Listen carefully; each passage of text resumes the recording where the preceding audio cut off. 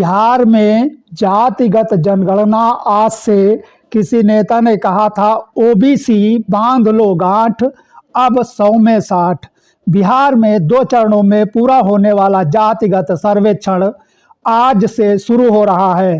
पहला चरण 21 जनवरी को खत्म होगा। इसमें घरों की संख्या की गणना होगी।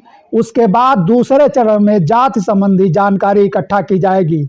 बिहार सरकार ने इसी साल 2 जून को जातिगत सर्वेक्षण को मंजूरी दी थी।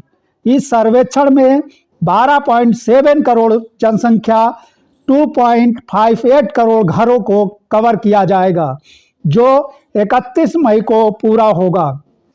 इसे जातिगत जनगणना नहीं कहा गया है, लेकिन जाति संबंधी जानकारी जुटाई जाएगी। समाचार एजेंसी ANI के मुताबिक जातिगत सर्वेक्षण 38 जिलों में कराया जाएगा। इन जिलों में 534 ब्लॉक्स और 261 शहरी स्थानीय निकाय हैं। जातिगत जनगणना का मामला पहले भी उठता रहा है, लेकिन जानकारों का कहना है कि UPA हो या फिर NDA सरकार, दोनों ही इसके पक्ष में नजर नहीं आई हैं।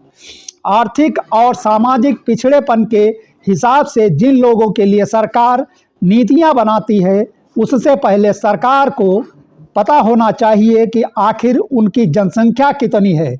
जातिगत जनगणना के अभाव में ये पता लगाना मुश्किल है कि सरकार की नीति और योजनाओं का लाभ सही जाति तक ठीक से पहुंच भी रहा है या नहीं। मंडल कमीशन ने साल 1931 की जनगणना को आधार मानकर भारत में OBC की आबादी 52% है। साल 1931 तक भारत में जातिगत जनगणना होती थी और 1941 में जनगणना के समय जाति आधारित डेटा जुटाया जरूर गया था, लेकिन प्रकाशित नहीं किया गया था। साल 1951 से 2011 तक की जनगणना में हर बार अनुसूचित जाति और अनुसूचित जनजाति का डेटा दिया गया, लेकिन OBC और दूसरी जातियों का नहीं। 1990 में केंद्र की तत्कालीन विश्वनाथ प्रताप सिंह सरकार ने दूसरा पिछड़ा वर्ग आयोग, जिसे आमतौर पर मंडल आयोग के रूप में जाना जाता है, एक सिफारिश को लागू किया था। इसमें अन्य पिछड़ा वर्ग के उम्मीदवारों को सरकारी नौकरियों में सभी स्तर पर 27% आरक्षण देने की बात की थी।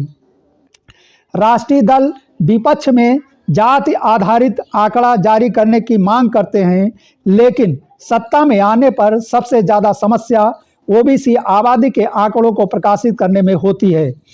शुक्रवार को मुख्यमंत्री नीतीश कुमार समाधान यात्रा के दौरान कहा कि इस सर्वेक्षण में जाति और समुदाय का विस्तृत रिकॉर्ड तैयार किया जाएगा, जिससे उनके विकास में मदद मिलेगी।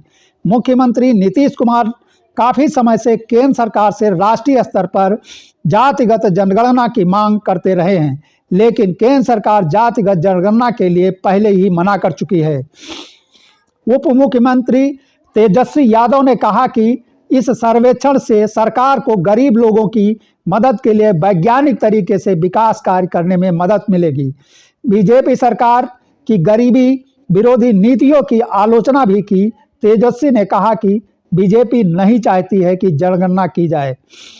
केंद्रीय गृह मंत्री नित्यानंद राय ने 20 जुलाई 2021 को लोकसभा में दिए जवाब में कहा था कि फिलहाल केंद्र सरकार ने अनुसूचित जाति और अनुसूचित जनजाति के अलावा किसी और जाति की गिनती का कोई आदेश नहीं दिया है। पिछली बार की तरह इस बार भी SC और ST को ही जनगणना में शामिल किया गया है। आज भले ही बीजेपी संसद में जातिगत जनगणना पर अपनी राय कुछ और रख रही हो, लेकिन 10 साल पहले जब विपक्ष में थे तो खुद इसकी मांग करते थे। बीजेपी के नेता गोपीनाथ मुंडे ने संसद में 2011 की जनगणना से ठीक पहले 2010 में संसद में कहा था, अगर इस बार भी जनगणना में हम OBC जनगणना नहीं करेंगे तो OBC को सामाजिक न्याय देने के लिए 10 साल लग जाएंगे। हम उन पर अन्याय नहीं करेंगे।